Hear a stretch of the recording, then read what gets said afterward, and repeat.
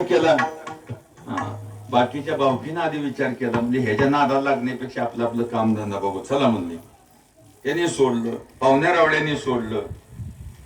परंतु घरच्यांनी विचार केला, काय जर केलं तर हा आपला आहे, कुटुंब प्रमुख आहे. त्यांनी काय एक दोन दिवस वाट बघितली तरी ते ऐकायला तयार नाही. पण परत विचार केला, आता हे आज जर गेलं तरी काही सोनं होत नाही, एक वर्षानं जर गेलं काय सोनं होत नाही, 10 वर्षांनी जर गेलं तर काही सोनं होत नाही. ही पिकलेलं पान आहे, द्या सोडून म्हणे. ज्या वेळेला सगळ्यांनी सोडलं त्याला अनाथ मानास, कुणाचाच आधार ज्याला राहिला नाही, सगळ्यांनी सोडलं की त्याला अनाथ म्हणायचं. पण त्या अनाथाला एक नाथ असतो, अनाथाचा नाथ जनार्दन.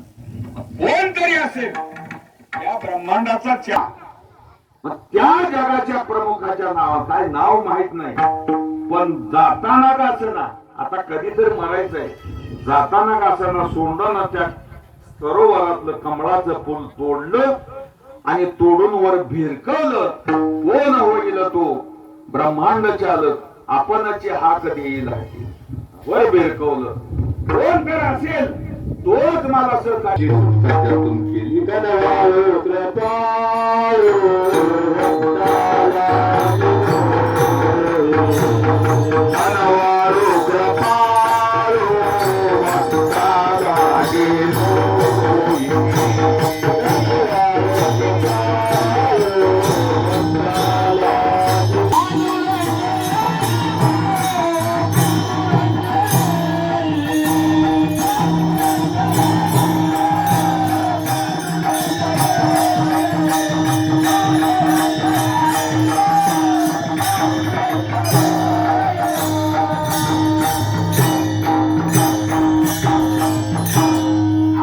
सांगण्याचा मुद्दा एवढाच आहे की वैर कुठल्याही जन्मातला असतो, ही संधीची वाट पाहत असतो.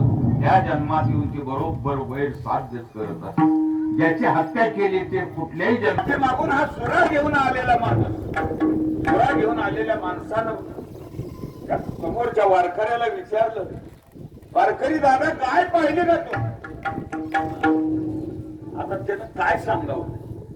नाही म्हणावं तर खोटं बोललेल्याचं पाप लागते, सांगावं तर हा माणूस त्याची हत्या करतो, धर्म संकट पडतो एखाद्या वेळेस. पण त्यानं आपल्या प्रामाणिकपणानं सांगितलं, काय या रस्त्याने गेली, काय या रस्त्याने गेली, याला त्या रस्त्याने जायची हत्या केली, सगळं झालं. परत पुढच्या जन्मामध्ये